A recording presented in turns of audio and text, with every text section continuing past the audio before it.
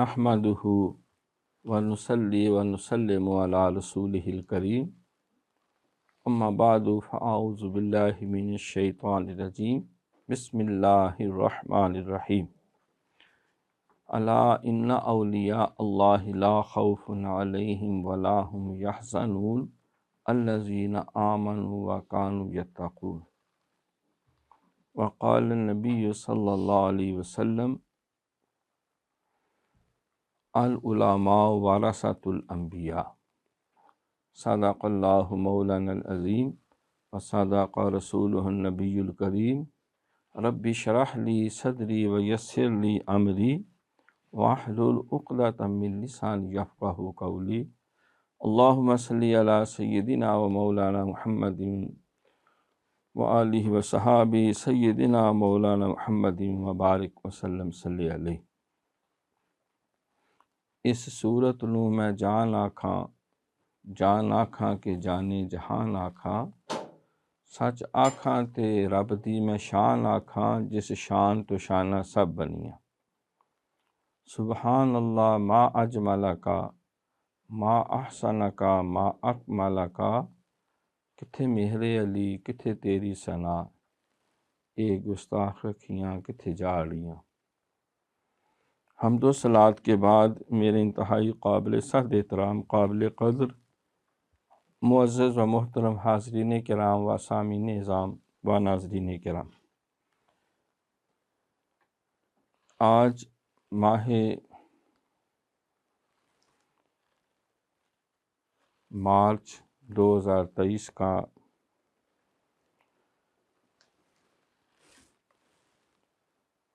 پہلا جمعۃ المبارک ہے، جس میں ہر انگریزی ماہ کا پہلا جمعۃ المبارک نماز عشاء کے بعد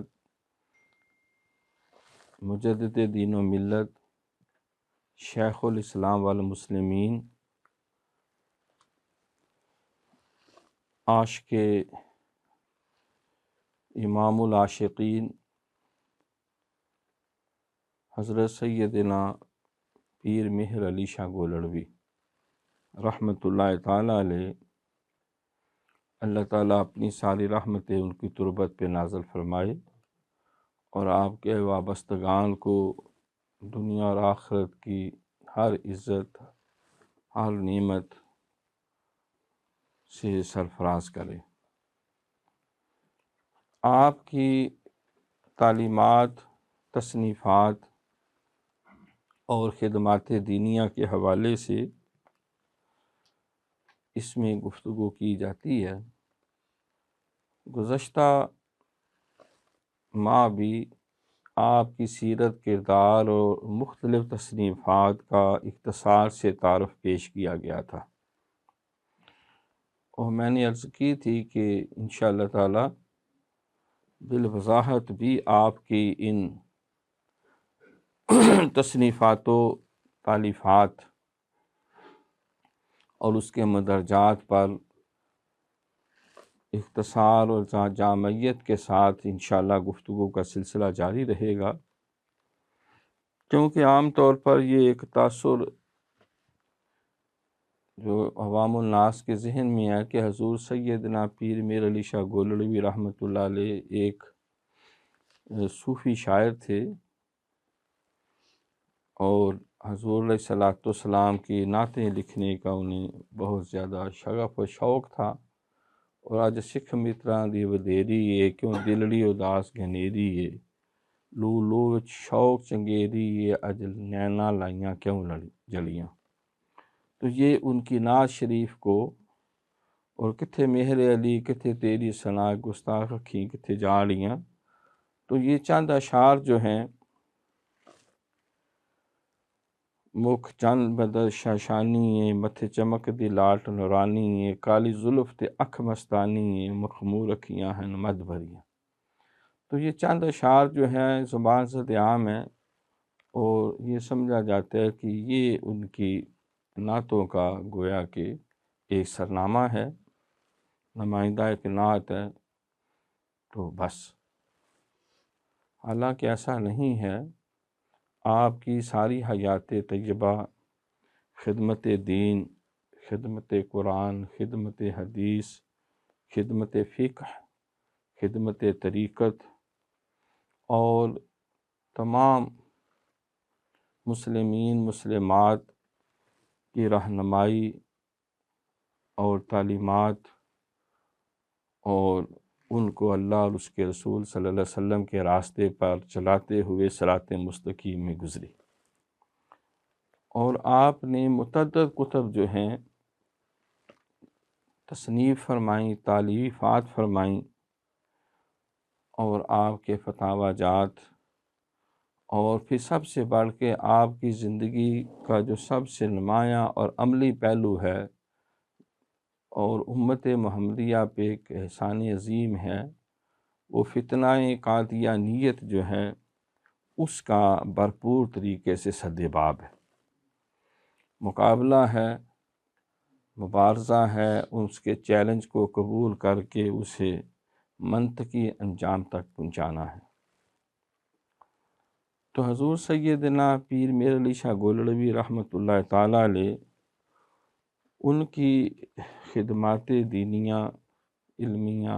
روحانیہ، فکریہ اور نظریاتی ہر اعتبار سے تمام اہل اسلام کے لیے مشعل راہ ہے۔ تو ایک باطنی اشارے اور رہنمائی کے ساتھ آپ کے بارگاہ میں خراج عقیدت و محبت پیش کرنے کے لیے اور آپ کی ان خدمات و تعلیمات سے اپنے دوست احباب کو آگاہ کرنے کے لیے، مستفید کرنے کے لیے یہ ماہانہ آپ کی تعلیمات خدمات پر روشنی ڈالنے کا سلسلہ شروع کیا گیا ہے، اور الحمدللہ یہ گزشتہ چند سالوں سے جاری و ساری ہے۔ این خدمت بازور بازو نیست، یہ اپنی قوت بازو سے ممکن نہیں، یہ اللہ کے کرم اور آپ کی نگاہ ولایت کا ثمرہ ہے۔ میں کہاں سے لاؤں اتنا حوصلہ، اتنا شعور، اس سعادت کی مجھے توفیق دے رب غفور۔ کیسے میں تیری فکر کی تصویر بناؤں، کیا سامنے سورج کے چراغ اپنا دکھاؤں۔ تو انہی کے تعلیمات اور مدرجات کی خوشہ چینی کرتے ہوئے چند معروضات عرض کرنے کی سعادت حاصل کرتا ہوں۔ اللہ اس کو اپنی بارگاہ میں قبول فرمائے اور حق بات بیان کرنے اور اس کو سن کے اس پر عمل کی بھی توفیق عطا فرمائے۔ انہی کے مطلب کی کہہ رہا ہوں، زبان میری ہے بات ان کی، انہی کی محفل سنوارتا ہوں، چراغ میرا ہے رات ان کی، میرا فقط ہاتھ چل رہا ہے، مطلب انہی کا نکل رہا ہے۔ تو آپ کی ان تصنیفات میں ایک مارکۃ الآراء تصنیف کا نام ہے تصفیہ ما بین سنی و شیعہ، کیونکہ عالم اسلام کے اندر انتشار اور افتراق کا بیج بونے والے یہود و نصارہ ہیں۔ جب اسلام کو دن دگنے رات چگنی ترقی نصیب ہوئی، پہلے تو خطہ عرب نے اس دین متین کو مٹا دینے کے لیے ایڑی چوٹی کا زور لگایا، لیکن اللہ تعالیٰ جو کرنا چاہتے ہیں اس سے کوئی اسے روک نہیں سکتا۔ فعال لما یرید، جو چاہتا ہے اللہ کریم کر دیتا ہے۔ حضرت اقبال نے بھی ترجمہ کیا ان آیتوں کا جس میں اللہ فرماتے ہیں کہ یہ دشمنان دین یہ چاہتے ہیں کہ پھونکے مار کر جو ہے اس دین متین کے نور کو بجھا دیں۔ اس وقت بھی تھا، آج بھی ہیں، اور قیامت تک یہ سلسلہ جاری اور ساری رہے گا۔ ستیزہ کار رہا ہے ازل سے تامروز، چراغ مصطفی سے شرار بولا حبیست۔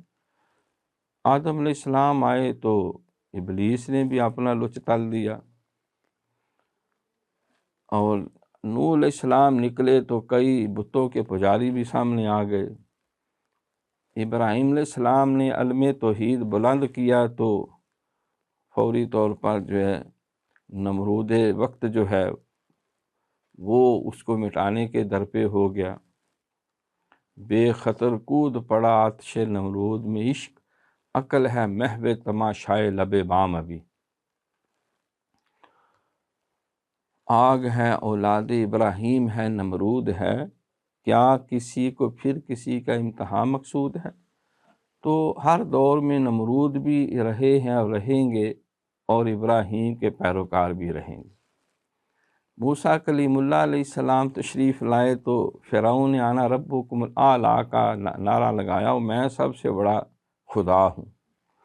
اے موسیٰ علیہ السلام، تم کس خدا کی دعوت دے رہے ہو؟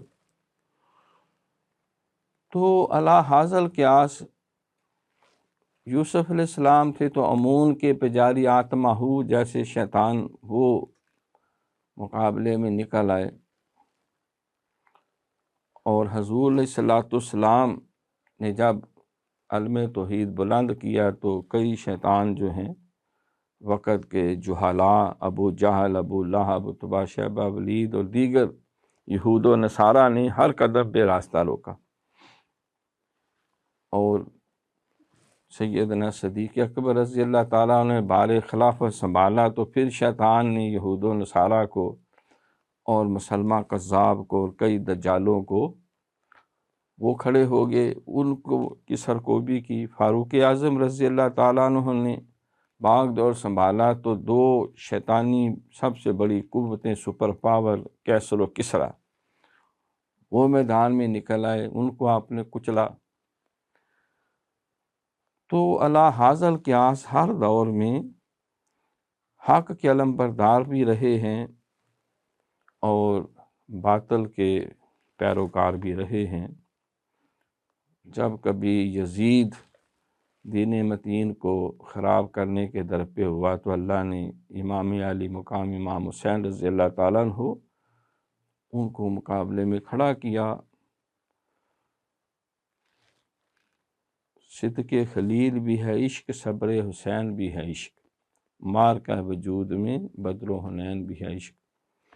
تو یہ سلسلہ جاری اور ساری ہے حق اور باطل کا۔ شیطان قیامت تک زندگی کی مہلت لے چکا ہے، لہذا اس کو کارستانیوں سے نہیں روکا جا سکتا۔ ہاں، اللہ کی پناہ طلب کی جا سکتی ہے، حکمت اور دانائی سے اس کے کرم کے سائے میں رہتے ہوئے قرآن اور سنت کے ساتھ تمسک اور اس کے ساتھ جڑ جانا، یہ نجات کا بہترین راستہ ہے۔ سرکار نے فرمایا تھا کہ ترکت فیکم امرین، دو چیزیں تمہارے پاس چھوڑ کے جا رہا ہوں، لن تضلوا حتی تمسک بہما، کتاب اللہ و سنت رسولہ صلی اللہ علیہ وسلم، جب تک ان سے چمٹے رہو گے تم گمراہ نہیں ہوگے۔ ایک اللہ کی کتاب قرآن مقدس ہے اور ایک تمہارے نبی کی سنت اور طریقہ ہے تمہارے پاس۔ تو سیدنا پیر میر علی شاہ گولڑوی رحمۃ اللہ علیہ آپ نے اس دجالی اور قادیانی فتنہ کا بھی مقابلہ کیا، اور جو اغیار نے جو سب سے بڑا حربہ تھا کہ جب اسلام کو مٹا نہ سکے تو ان میں انتشار اور افتراق پیدا کرو۔ گو قرآن نے اس سے بھی مطلع فرمایا تھا کہ وَاعْتَصِمُوا بِحَبْلِ اللَّهِ جَمِيعًا وَلَا تَفَرَّقُوا، کہ تم اللہ کی رسی کو یعنی قرآن کو، اسلام کو مضبوطی سے تھامے رکھنا اور آپس میں تفرقہ بازی نہ ڈالنا۔ حضرت علی پاک رضی اللہ تعالیٰ سے پوچھا گیا کہ اللہ کی رسی کیا ہے، تو فرمائی اللہ کا قرآن ہے۔ عبداللہ بن عباس رضی اللہ تعالیٰ سے پوچھا تو فرمایا یہ اسلام ہے، اسلام کی تعلیمات ہیں۔ تو یہ وہ مضبوط رسی ہے، اور یہ بھی فرما دیا کہ وَتَعَاوَنُوا عَلَى الْبِرِّ وَالتَّقْوَىٰ وَلَا تَعَاوَنُوا عَلَى الْإِثْمِ وَالْعُدْوَانِ، تم نیکی اور بھلائی کے کاموں میں ایک دوسرے کا تعاون کرنا، لیکن اگر کوئی شیطانیت کا کام ہو، ظلم اور زیادتی کا کام ہو، تو کسے باشد کوئی تمہارا اپنا ہو بیگانہ ہو اس کا ساتھ نہ دینا۔ اسی لیے حضرت اقبال نے بھی یہ کہا کہ فرقہ بندی ہے کہیں اور کہیں ذاتیں ہیں، کیا زمانے میں پنپنے کی یہی باتیں۔ یوں تو سید بھی ہو، مرزا بھی ہو، افغان بھی ہو، بھئی تم سبھی کچھ ہو، بتاؤ تو مسلمان بھی ہو۔ نور خدا ہے کفر کی حرکت پہ خندہ زن، پھونکوں سے یہ چراغ بجھایا نہ جائے گا۔ تو جب سرکار اکیلے تھے تو سارا خطہ عرب مل کے نہیں مٹا سکا، جب وہ 313 ہو گئے تو سارا دنیا کفر شیطان سمیت اس کو نہیں مٹا سکا۔ تو جب جو ہے یہ تعداد بڑھتی چلی گئی، 10,000 کا لشکر جرار جب فاتح کی حیثیت سے مکہ میں داخل ہوا تو کوئی راستہ روکنے کی جرت نہیں کر سکتا تھا۔ اور پھر غزوہ تبوک میں 30,000 کی فوج سرکار خود اپنی قیادت میں لے کے نکلے، اور باختلاف روایات 1.5 سے 2.25 لاکھ تک فوج، دنیا کفر کا سب سے بڑا جو اس وقت وہ کیسر روم تھا، وہ خود مقابلے میں آیا، تو وہ آپ کا ایک بال بھی بیکا نہ کر سکا۔ تو اب جب کہ یہ 1 ارب 1.25 ارب کے قریب سرکار کے نام لیوا ہیں، تو بھلا کیسے مٹایا جا سکتا ہے؟ یہ اللہ کا دین ہے، انا نحن نزلنا الذکر وانا لہ لحافظون۔ تو اللہ کریم کے وعدے برحق ہیں۔ تو ان بزرگوں کی تعلیمات ہم اس لیے پڑھتے ہیں کہ انہوں نے بھی جو فرعون و نمرود کے پیروکار ہیں اور دین اسلام کے دشمن ہیں، یہود و نصارہ، قرآن کے اندر بار بار اس بات کا ذکر کیا گیا، وَلَن تَرْضَىٰ عَنْكَ الْيَهُودُ وَالنَّصَارَىٰ حَتَّىٰ تَتَّبِعَ مِلَّتَهُمْ۔ یہ تم سے کبھی راضی نہیں ہوں گے جب تک تم یہود و نصارہ کے ملت میں، دین میں شامل نہ ہو جاؤ۔ خبردار، تم نے اس کے قریب بھی نہیں پھٹکنا۔ جب حق آ چکا ہے تو اب باطل کا ساتھ دینا کسی طرح روا نہیں ہے۔ اور یہ بھی کہا کہ یہ تمہارے دوست نہیں ہو سکتے۔ تو جب وہ ان کو مٹانے میں ناکام ہوئے تو کہا کہ ان کو ڈیوائیڈ اینڈ رول، لڑاؤ بڑھاؤ، آپس میں تقسیم کرو اور تفرقہ بازیاں پیدا کرو۔ تو اسی طرح یہود و نصارہ کی سازش سے مسلمانوں کے اندر 2 تفرقے جو ہیں، فرقہ بازی کی بنیاد انہوں نے رکھی، اور صحابہ کرام رضوان اللہ تعالیٰ علیہم اجمعین جو دل و جان سے ایک دوسرے کے لیے محبت اور اخلاص کے جذبوں سے سرشار تھے، اور حضور علیہ الصلوۃ والسلام کی نگاہ نبوت نے ان کے باطن اور ظاہر کو پاک فرمایا، اور اللہ تعالیٰ نے جن کو رضا کی صنعتیں اور جنت کی بشارتیں دے دے کے نہ تھکا، انہی کے ناموں کو بنیاد بنا کر جو ہے وہ عبداللہ بن سبا یہودی جو ہے، اس نے ایک نیا فتنہ جو ہے مسلمانوں میں کھڑا کر دیا، اور حضرت علی مرتضیٰ شیر خدا رضی اللہ تعالیٰ عنہ اور اولاد علی پاک کا حامی اپنے آپ کو بیان کرتے ہوئے اس نے شیعیت کا ایک گروہ تیار کیا، اور اس بات کو اس نے مختلف انداز میں مسلمانوں میں پھیلایا کہ خلافت کرنے کا حق جو ہے وہ صرف آپ کے لیے تھا، تو شاید باقی جو خلفائے ثلاثہ ہیں انہوں نے کوئی اس میں زیادتی اور گڑبڑ کی۔ تو یہ فتنہ کافی اس نے جڑ بھی پکڑی، مسلمانوں کو نقصان بھی ہوا، اور اس کے سدباب کے لیے سب سے اسلام میں آگ میں ساڑنے کی سزا نہیں ہے، لیکن حضرت علی مرتضیٰ شیر خدا رضی اللہ تعالیٰ عنہ نے اس شیطان کو پکڑ کے زندہ آگ میں ساڑ دیا کہ تو اتنا بڑا مجرم ہے، یہ فتنہ جو تو نے تصور اور نظریہ اس کو پھیلایا ہے، تجھے بدترین سزا دی جائے وہ بھی تیرے لیے تھوڑی ہے کہ مسلمانوں کو لڑانے بڑھانے کا۔ تو اس اعتبار سے حضرت علی المرتضیٰ شیر خدا رضی اللہ تعالیٰ عنہ نے بھی اس فتنے کی سرکوبی کے لیے بھرپور کوشش فرمائی۔ ایک موقع پر جو شاہ روم ہے اس نے دیکھا کہ مسلمانوں میں یہ گروہ بندیاں پیدا ہو گئی ہیں، تو اس نے کہا کہ میں ان کو الگ الگ کر کے ایک دفعہ مارتا ہوں۔ تو حضرت علی مرتضیٰ شیر خدا رضی اللہ تعالیٰ کی طرف سے بھی اور حضرت امیر معاویہ رضی اللہ تعالیٰ کی طرف سے بھی اس سے پیغام گیا کہ ہمارے جو فروعی اختلافات ہیں، اگر تم نے حملے کی جرت کی، ہم ان کو فوراً نظر انداز کر کے ایک ہو کر تیری اینٹ سے اینٹ بجا دیں گے۔ اور پھر اس کو یہ جرت نہ ہوئی کہ کسی طرح وہ میلی آنکھ سے مسلمانوں کو جو ہے وہ ملیا میٹ کرنے کا پروگرام آگے بڑھا سکے۔ تو حضرت سیدنا پیر میر علی شاہ گولری رحمۃ اللہ علیہ، آپ کیونکہ آل رسول ہیں، آپ کیونکہ حسنی حسینی سید ہیں، آپ کیونکہ حضرت شیخ عبد القادر جیلانی غوث اعظم کے خانوادے ہیں، آپ عالم ربانی ہیں، آپ امام برحق ہیں، اور شیخ الاسلام والمسلمین حقیقی معنوں میں ہیں،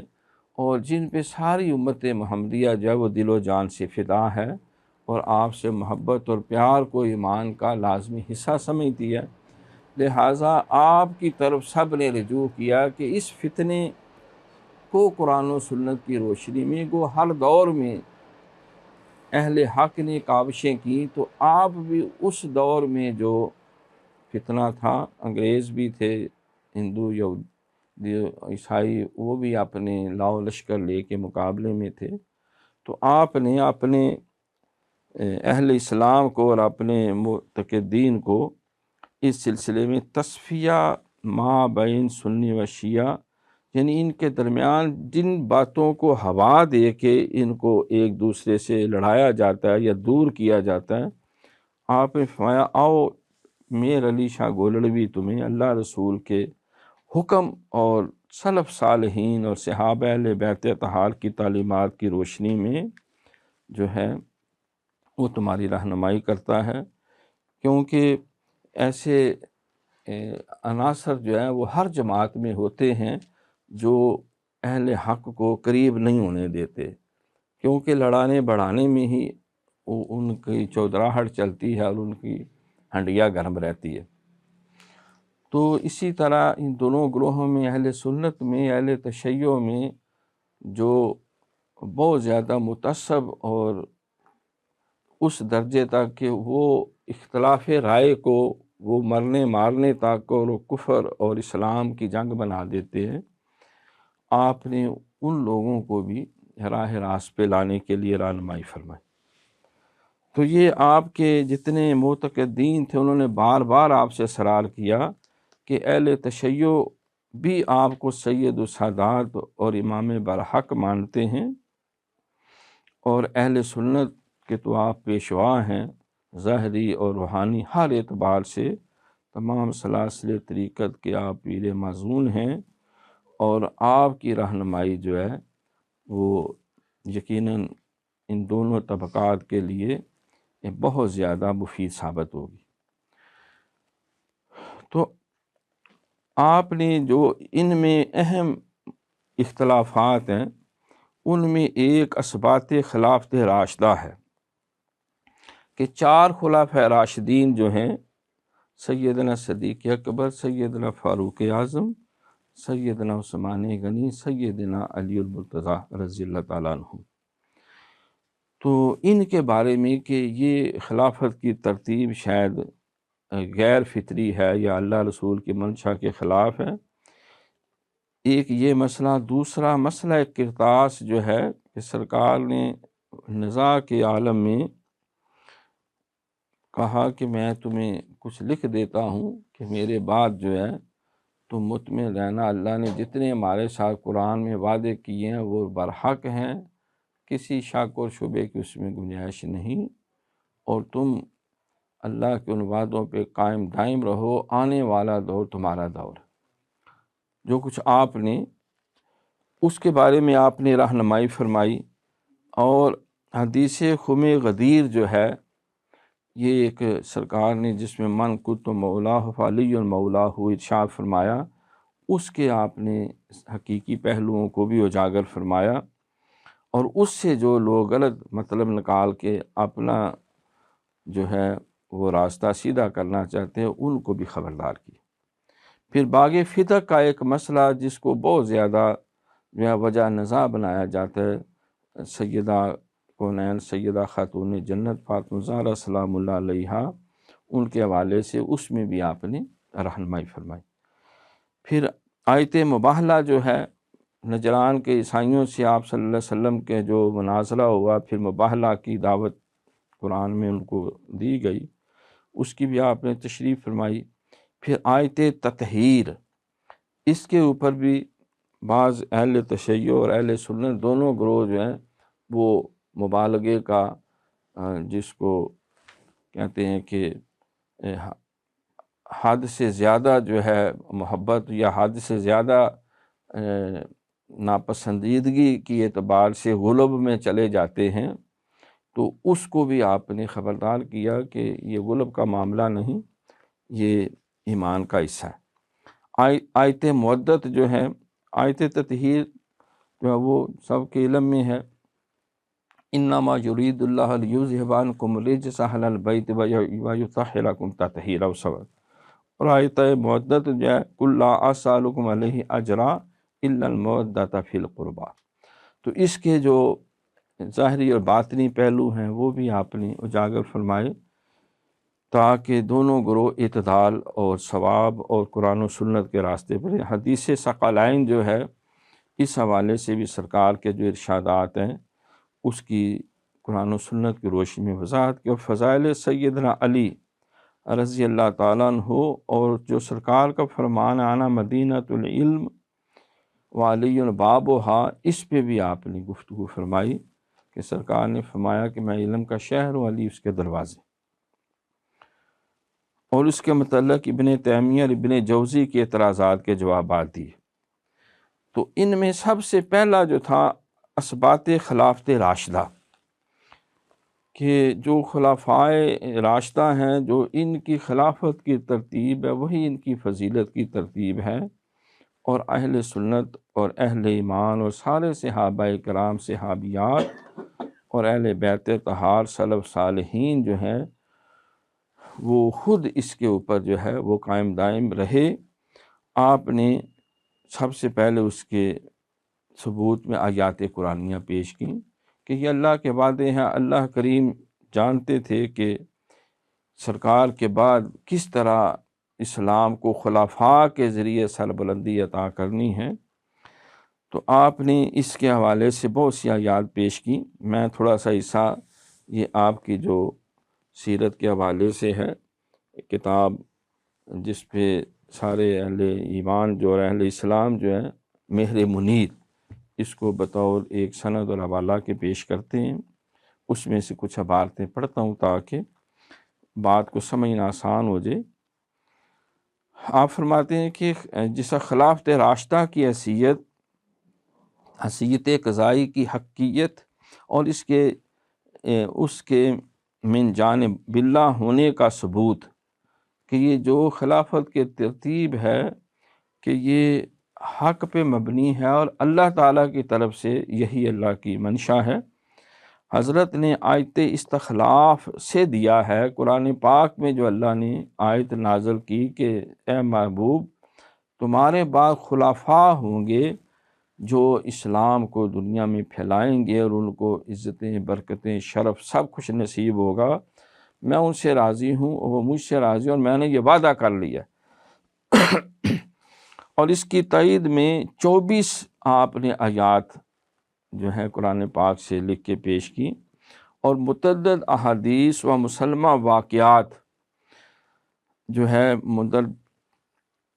مندرجہ کتب سیر کو پیش فرمایا۔ بے شمار 24 آیتیں لکھی اور بے شمار احادیث مستند اور تاریخ اسلام سے جو مستند واقعات کو پیش فرمایا، اور منکرین خلافت کے اعتراضات اور دلائل کو سوال و جواب کی صورت میں قائم فرما کر پورے 70 صفحات پر ایسی مدلل بحث فرمائی ہے کہ فکر سلیم کے لیے اس عنوان پر کوئی شبہ باقی نہیں رہ جاتا۔ سورہ نور آیت نمبر 55،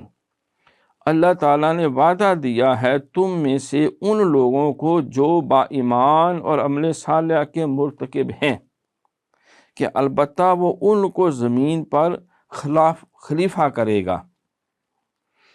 جس طرح اس نے ان سے پہلے لوگوں کو خلیفہ بنایا تھا۔ جس طرح حضرت سلیمان علیہ السلام جنوں پہ، انسانوں پہ، ہواؤں پہ، فضاؤں پہ آپ حکومت کرتے تھے،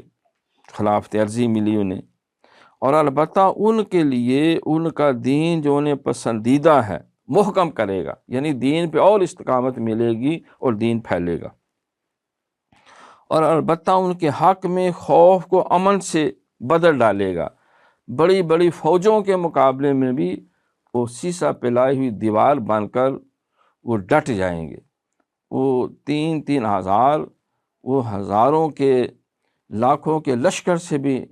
جو ہے وہ نبرد آزما ہوتے ہوئے خوف محسوس نہیں کریں، کیونکہ یہ اللہ کے وعدے ہیں۔ اللہ نے فرمایا، آپ دیکھیں حضرت خالد بن ولید رضی اللہ تعالیٰ عنہ، حضرت ابو عبیدہ بن جرح، حضرت سعد بن ابی وقاص یہ جب فوجیں لے کے جاتے تھے تو یوں لگتا تھا آٹے میں نمک ہے۔ ادھر سے جو آتش پرست ہیں کسریٰ ایران، وہ اگر 3 لاکھ فوج لے کے آ رہے ہیں اور جدید لاؤ لشکر کے ساتھ، تو ان کی تعداد جو ہے وہ 30-40، میکسیمم 65-70 ہزار بمشکل بنتی۔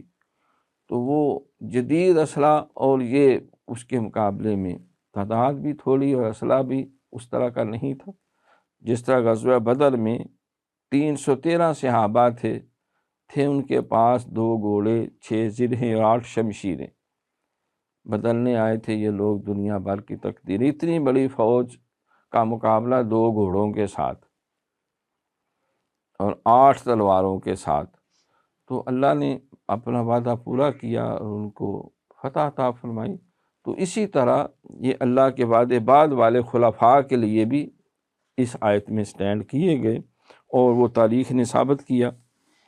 کیونکہ اس وقت تک تو نہ کوئی خلیفہ بنا تھا اور نہ کوئی فوجوں کی اس طرح کے مقابلے ہوئے تھے، لیکن اللہ نے پہلے سے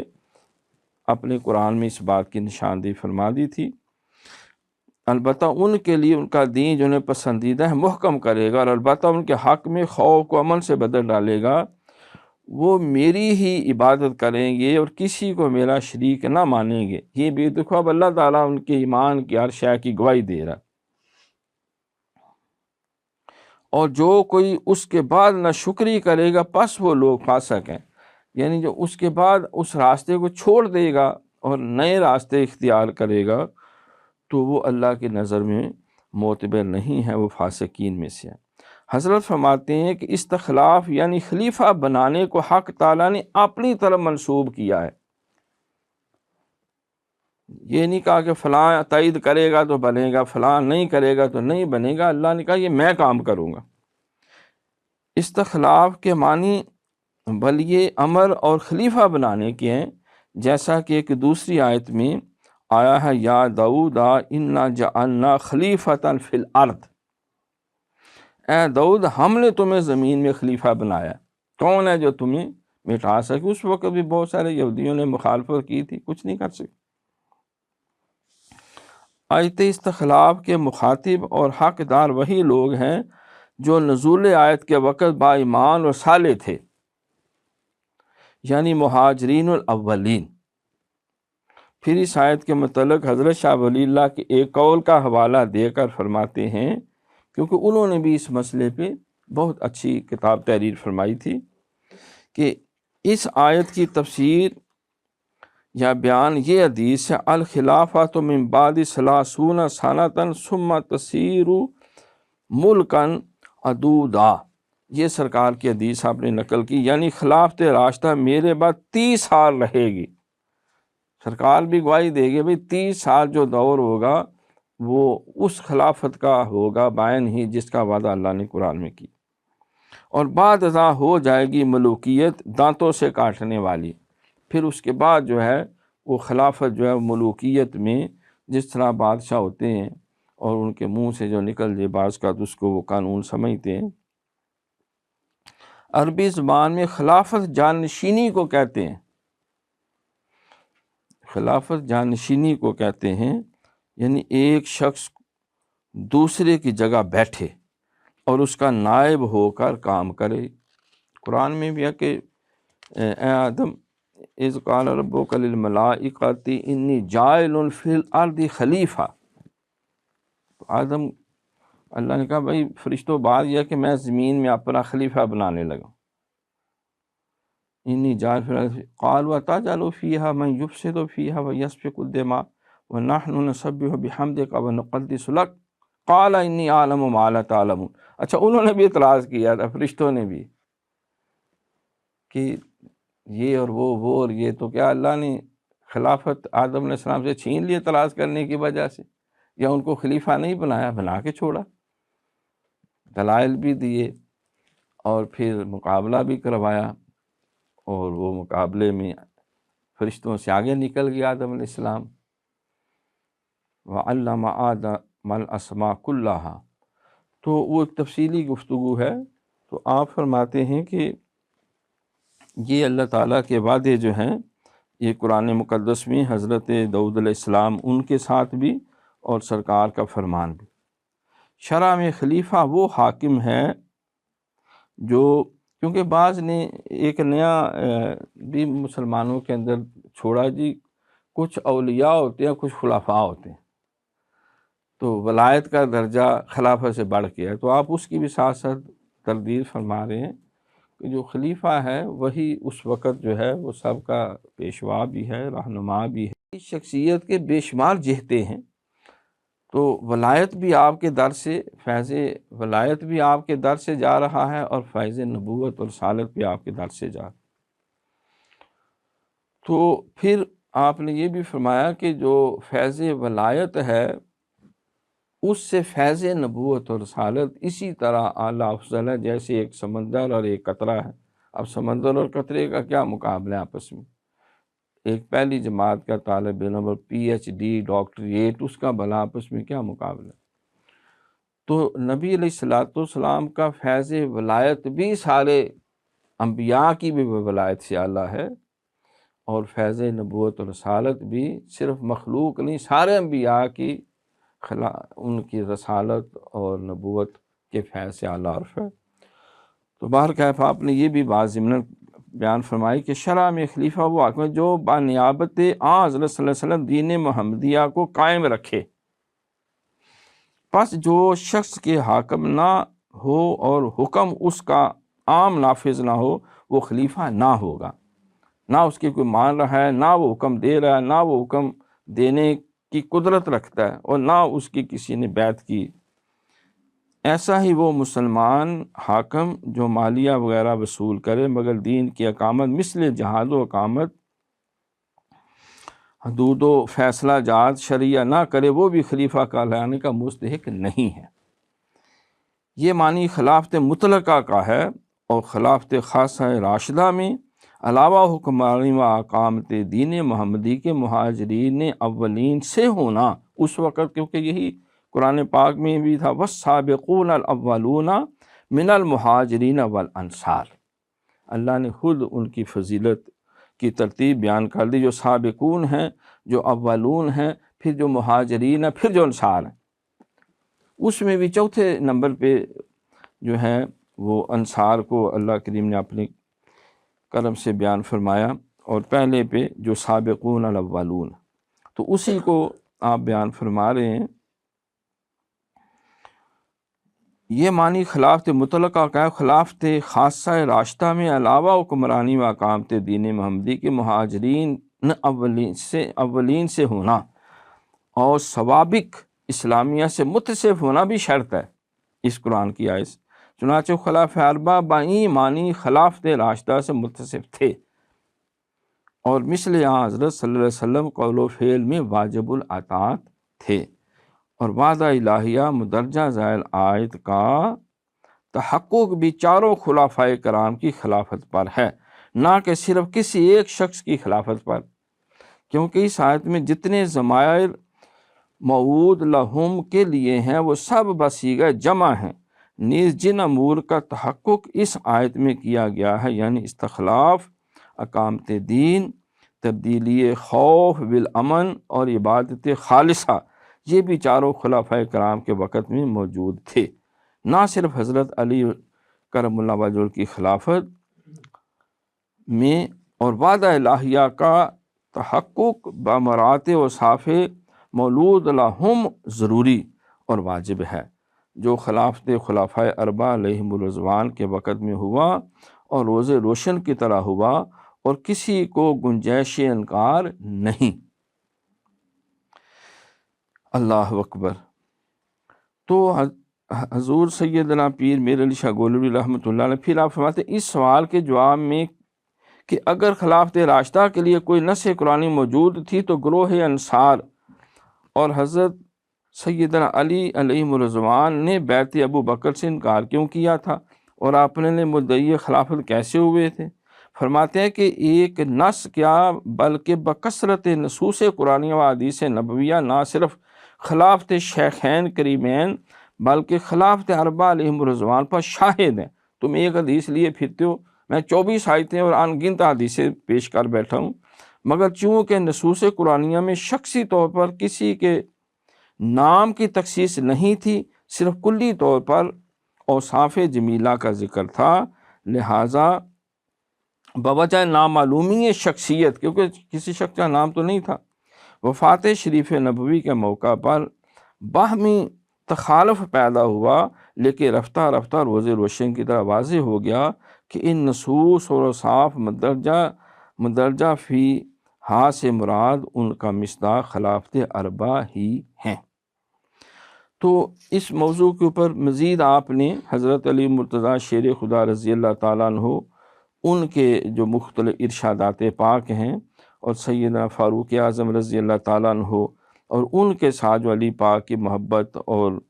مودت اور سارے نسبتیں ایک دوسرے کے لیے دلوں میں ہیں، وہ آپ نے تفصیل سے آگے بیان کیے ہیں۔ تو انشاءاللہ تعالیٰ اللہ کی توفیق سے یہ آپ کے کتاب مبارک جو ہے اس پہ یہ گفتگو اور افہام و تفہیم کا سلسلہ جاری رہے گا۔ اللہ تعالیٰ سے دعا ہے کہ اللہ کریم ہمیں ان پاک لوگوں کے دامن سے وابستہ رکھے اور ہمیں ہر قسم کے اختلاف و انتشار سے بچاتے ہوئے صراط مستقیم، جس کی ہر نماز میں اہدنا الصراط المستقیم صراط الذین انعمت علیہم غیر المغضوب علیہم ولا الضالین، آمین، ہمیں اس کے اوپر عمل اور استقامت کی توفیق عطا فرمائے۔ وما علینا الا البلاغ المبین۔